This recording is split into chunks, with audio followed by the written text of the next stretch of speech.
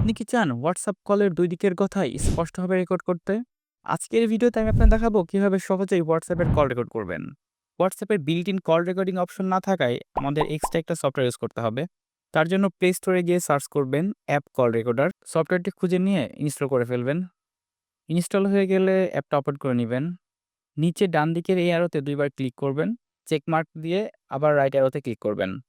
এখন এই পারমিশনগুলো অ্যাপকে দিতে হবে। তার জন্য গ্রান্ট পারমিশন বাটনে ক্লিক করবেন। এখান থেকে মাইক্রোফোন, ফোন কল, কনট্যাক্ট এবং স্টোরেজের পারমিশনগুলো অ্যালাউ করে দিবেন। অ্যান্ড সেটআপ ডান। এখন আপনি হোয়াটসঅ্যাপে কাউকে কল দিলেই দেখবেন আপনার কল রেকর্ডার অন হয়ে গেছে।